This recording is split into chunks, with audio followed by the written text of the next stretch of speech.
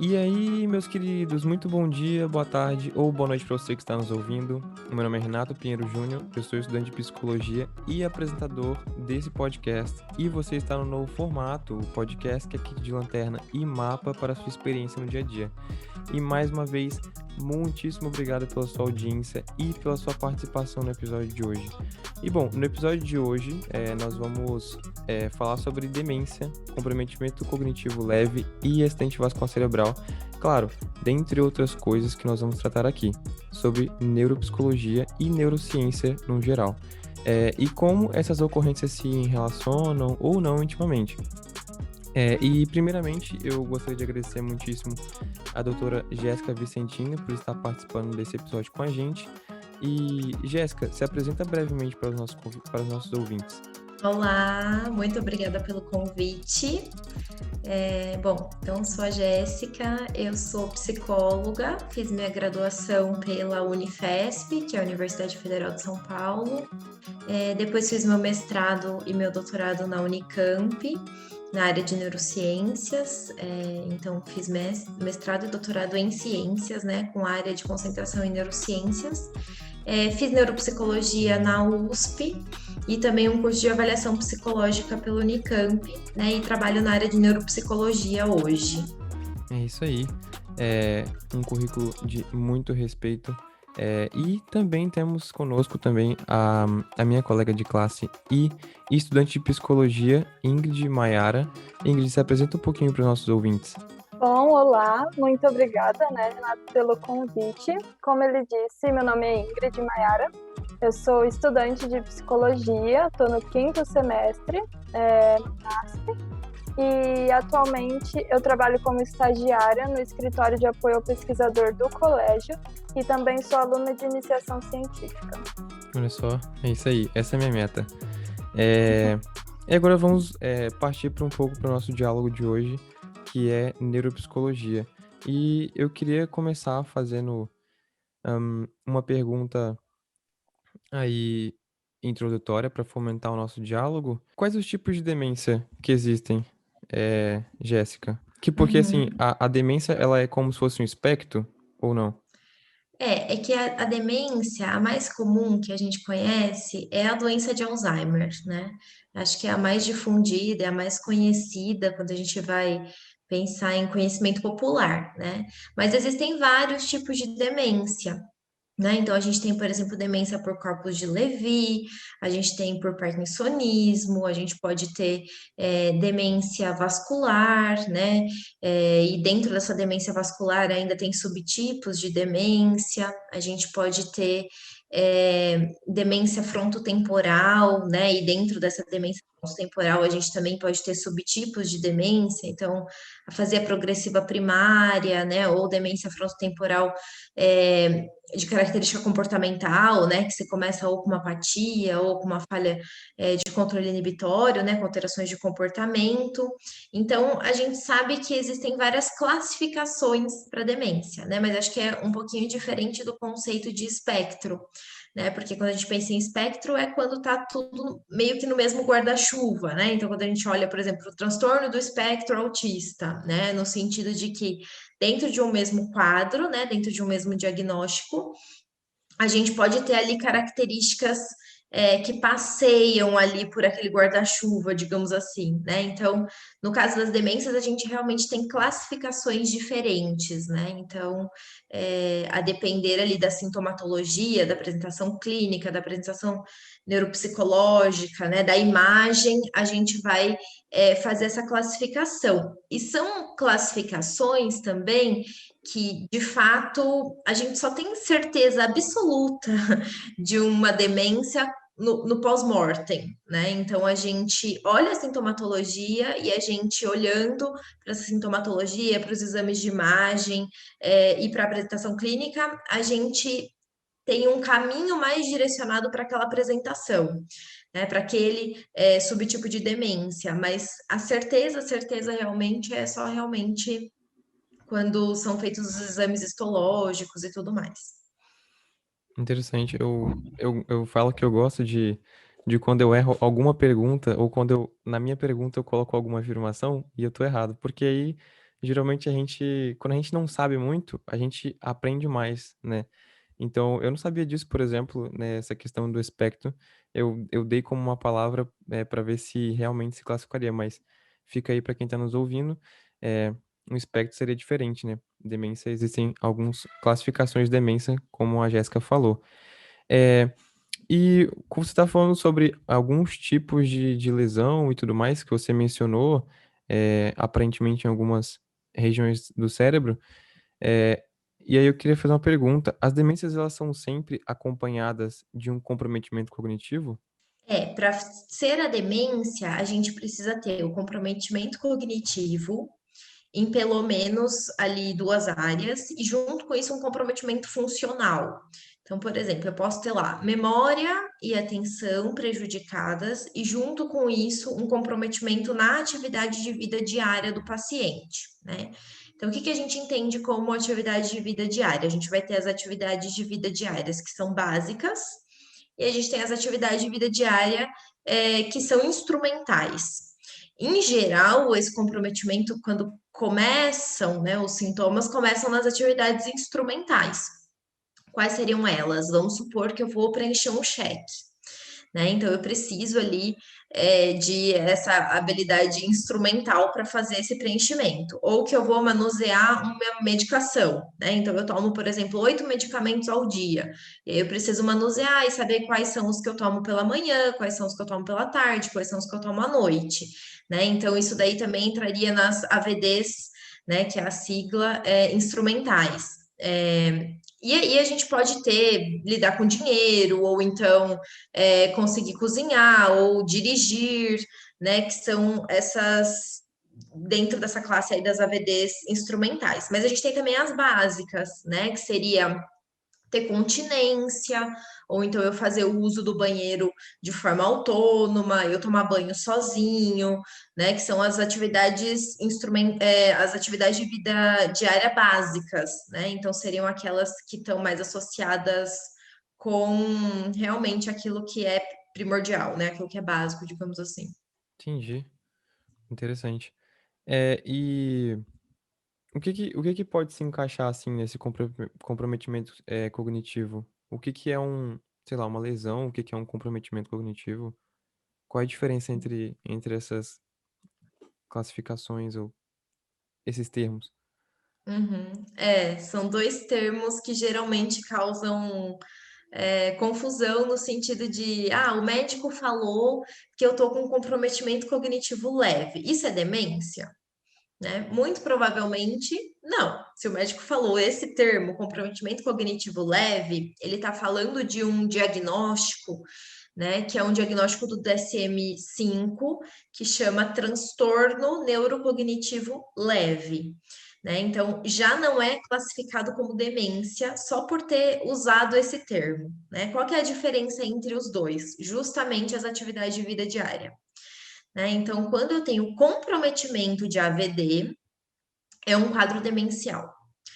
Quando eu tenho um prejuízo cognitivo que não está causando esse déficit funcional, né, a ponto do paciente precisar de ajuda, por exemplo, para essas AVDs, né, ou de realmente estar com prejuízos, por exemplo, no trabalho ou na vida doméstica, na vida em comunidade, aí a gente pode usar esse termo CCL, né, que é o comprometimento cognitivo leve, ou também chamado no DSM como transtorno neurocognitivo leve, né? Agora, se já for demência, o nome disso vai ser transtorno neurocognitivo maior, né? E aí vão ter as classificações, né? É, eu fiquei com uma dúvida agora. Você falou, Jéssica, que, por exemplo, no espectro tem certas características que permeiam todo ali o guarda-chuva. Na demência, a gente encontra alguma característica que é comum em todos os tipos de demência? Sim, se a gente for pensar, é ter essas duas palavrinhas-chave, é ter um comprometimento cognitivo e, junto com isso, ter dificuldade na execução das atividades de vida diárias, né? Então, acho que isso seria o comum a todas elas, né? Mas aí, se a gente for pensar nas classificações, a gente tem apresentações diferentes, né? Então, vou dar um exemplo de diagnóstico diferencial, por exemplo, entre doença de Alzheimer e doença por corpos de Levy, né? Demência por corpos de Levy. A apresentação de imagem é diferente, no sentido de que, em geral, o Alzheimer ele vai comprometer mais as regiões ali temporais, principalmente dos hipocampos, né? Que são hipocampo esquerdo e hipocampo direito. Geralmente isso é bilateral, então tem um comprometimento dos dois lados, né? Do cérebro, nos dois hemisférios, nessa região temporal, que compromete principalmente qual domínio? O domínio da memória, né? Que é a memória de curto prazo e depois também de longo prazo. Então, você começa com prejuízo no armazenamento de informações, né? Então, na codificação e no armazenamento, e aí, em estágios um pouco mais avançados, a gente acaba tendo um comprometimento também dessa memória de longo prazo, né? Da recuperação da informação também. Levi, por exemplo, né, é um outro tipo de demência em que a gente tem um acometimento maior de regiões associadas a aspectos motores, como, por exemplo, núcleos da base, né? Então, a gente vai ter geralmente uma sintomatologia que pode começar com parkinsonismo, com tremor, ou com uma certa alteração de tônus muscular, né? Uma certa ataxia, enfim, você tem aí alterações motoras. E é muito comum na apresentação clínica você ter dificuldades cognitivas mais associadas à evocação da memória. Então, é muito comum que esse paciente confabule, né? Que esse paciente traga informações ali enquanto ele está recontando, por exemplo, uma história que não fazem parte da história, né? Ou também pode ter alucinações visuais, né? Então, a gente vai observando essa sintomatologia, né? Essa apresentação e vai percebendo, né, que as classificações são diferentes. Mas, de qualquer forma, o que tem em comum entre as demências é isso, né? Você ter um comprometimento cognitivo e, junto com isso, um prejuízo nas atividades de vida diárias. Entendi, obrigada. E quanto à sua prática clínica, Jéssica, assim, claro, eu como estudante ainda de psicologia que não fiz um estágio, e nem como neuropsicólogo, né, estudante, imagino que deva, assim, influenciar minimamente o fato de você ser um neuropsicólogo, porque você, mais do que qualquer pessoa, estuda a estrutura física do cérebro humano mais a fundo. Ou eu tô errado? Assim, é, quando você vai considerar uma condição de alguém, você vai fechar um diagnóstico, você olha muito além, talvez, do que alguém que só tem aquele conhecimento sobre uma determinada abordagem, sobre os transtornos, né? Você tem um conhecimento um pouco mais físico, assim, um pouco mais eh, anatômico. Isso influencia na sua prática? E como que isso influencia? Eu sempre gosto de dizer que para você conseguir ter uma boa prática clínica na neuropsicologia, precisa saber do básico, que é a questão da neurofisiologia, da neuroanatomia, né? A gente precisa ter esses conceitos bem frescos, digamos assim, na cabeça, né? Precisa estar ter estudado, ter se dedicado, né, ao estudo tanto de neuroanatomia, mas também do funcionamento cerebral. Eu acho que a neurofisiologia, ela é ainda mais importante, né, quando a gente entende como é o funcionamento, né, não só das áreas, mas também das redes, né, de entender esse cérebro orquestrado, né, funcionando em conjunto. Eu acho que esse é um critério bem importante para a gente conseguir ter uma boa atuação como neuropsicólogo. Sim. Então, assim, e você acha que é uma coisa essencial para todo mundo? No caso, não é uma coisa que deveria influenciar só a sua prática como neuropsicólogo, mas a de todos.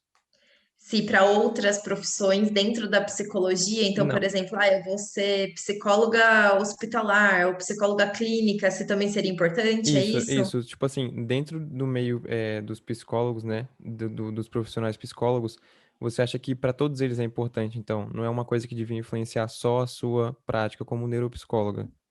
Eu acredito que sim, porque quando a gente tem essa base, querendo ou não, se a gente for um psicólogo clínico, né, na psicologia clínica, a gente talvez, né, encontre aí pacientes que têm alguns transtornos específicos, né? Sim, Então, seja um transtorno psiquiátrico, ou seja, né, um transtorno dessa área mais cognitiva, né, como a gente estava citando, ou mesmo transtornos do neurodesenvolvimento, igual a gente falou, né, do espectro autista, ou, por exemplo, de um TDAH, né, ou de um transtorno de aprendizagem, e a gente vai estar lidando com as questões emocionais, né, desse paciente, é importante entender, né, qual que é esse diagnóstico, entender como são as características das pessoas que têm aquele diagnóstico para a gente conseguir traçar até um plano melhor de intervenção, né, e ser mais assertivo nesse tratamento que vai ser, né, fornecido para o paciente.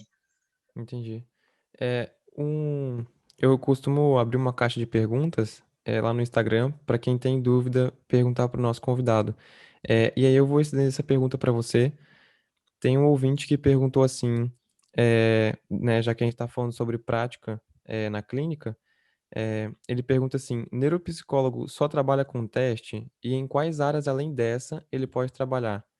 Né? Aparentemente a pessoa tem uma concepção de que, né, o neuropsicólogo ele trabalha muito com teste. É verdade? E de quais outras maneiras ele pode fazer para atuar? Eu falo assim que a psicometria, ela é uma ferramenta que ajuda o neuropsicólogo, né? Então, quando a gente pensa nos testes, né, a gente está dentro dessa caixinha que é a psicometria. Então, os testes em geral, eles vêm com manuais, e esses manuais eles ensinam desde a aplicação até a correção, e tem ali tabelas, que são tabelas que a gente chama de tabelas normativas, que vão dar informações do que seria o esperado para aquela idade, ou para aquela escolaridade, ou para pessoas daquele sexo, enfim. A gente vai ter ali o que seria o padrão, digamos assim, e aí vai ter os desvios, né? Então, para cima ou para baixo daquilo que seria esperado. Então, a psicometria, ela é muito importante porque ela norteia, né, a avaliação clínica. Então, ao invés de eu ficar no achismo de que, eu acho que a memória desse paciente está comprometida, né? O eu acho é muito subjetivo, né? Eu acho com base em quê? Né? Então, às vezes, a percepção que eu tenho do que é uma boa memória é diferente da percepção de outra pessoa do que seria uma boa memória, né? Então, a psicometria ela vem como uma ferramenta muito importante para a gente fazer essa compreensão, até utilizando de análise estatística, né? Do que estaria ou não estaria adequado. Porém, psicometria não é tudo, né? Então, às vezes a gente faz a aplicação, por exemplo, de algum material. Hoje mesmo eu estava fazendo uma aplicação de um material que avalia linguagem. E aí você pode falar a instrução uma vez para o paciente, e não pode ser repetida essa instrução, que é para ver como é que está a compreensão verbal. E aí o que aconteceu? O paciente que eu estava avaliando, é um paciente que tem algumas dificuldades em memória operacional, que já foram mostrados em outros, né, outros materiais que eu utilizei, e também no relato, na anamnese, né, no próprio relato dos pais e tudo mais, e da escola também. E aí o que aconteceu? O paciente ele não lembrava aquilo que eu estava falando de instrução. Então, não é nem que ele não estava compreendendo verbalmente aquilo que eu estava falando para ele. Talvez se o teste desse a chance de repetir a informação, né, que era uma coisa que ali o teste não permitia fazer, ele teria se saído bem, né, nos resultados. Então, por uma falha de memória operacional, acabou dando uma alteração, né, uma possível alteração num teste de compreensão verbal. Então, o raciocínio clínico, ele é muito mais rico, né? Quando a gente faz a observação quantitativa somada a uma boa análise qualitativa daquilo que está acontecendo, né? Da percepção que a gente tem sobre o paciente, aí sim eu acho que fica a fórmula perfeita, digamos assim, para a gente fazer uma boa avaliação neuropsicológica. Entendi. Acho que a segunda pergunta era sobre Quais áreas ele pode atuar, além dessa, tipo assim, as áreas, como né? se só fosse aplicar teste, né? É porque a neuropsicologia, ela tem uma área de atuação que ela pode ser dentro de um contexto de avaliação, mas ela também pode ter um contexto de reabilitação neuropsicológica, né? E até tem algumas críticas, digamos assim, ao conceito, porque não tem como reabilitar, né? Você não está tornando novamente a pessoa hábil, até porque existem, de repente, algumas lesões que não tem como você recuperar aquela lesão, né? Então, por exemplo, um AVC ou então um traumatismo crânioencefálico, né? O que a gente tem ali depois do icto, né? Depois do evento, é um novo paciente, né? É uma nova realidade, é uma nova situação. Então, o próprio termo reabilitação tem algumas críticas para isso, mas a proposta da reabilitação é trabalhar com intervenção também. Né? Então, você tem ali uma pessoa com dificuldade de atenção, e de funções executivas, por exemplo, de memória operacional, de controle inibitório, de flexibilidade mental. Como que a gente vai tornar possível, né, uma maior funcionalidade do paciente, uma melhor qualidade de vida do paciente? Então, a gente trabalha com intervenção também. Né? Então, não fica só nesse papel da avaliação, mas a gente também tem essa possibilidade de tratar, né, de intervir. Bacana. É isso aí, então, para o nosso ouvinte que fez essa pergunta. Tá aí a sua resposta. E para você que gosta de fazer as perguntas aqui para os nossos convidados, fica atento à caixa de mensagens que a gente coloca lá nos stories. E aí você vai poder fazer sua pergunta. Sempre que for ter episódio novo, e eu sempre aviso também. Você ia falar alguma coisa, Ingrid? Sim, eu ia fazer uma pergunta justamente sobre essa prática clínica, né? Pode ser que alguns ouvintes ou alguns alunos de psicologia, quando entram no curso, como eu no primeiro ano, quando falou de neuropsicologia, logo vem a memória, vai trabalhar bastante, talvez, com pessoas idosas, né? Porque entra muito na questão de demência, de AVC. Na neuropsicologia, professora Jéssica, doutora Jéssica, existe a possibilidade dessa prática com outras idades, outros tipos de população? Como é que funciona essa questão?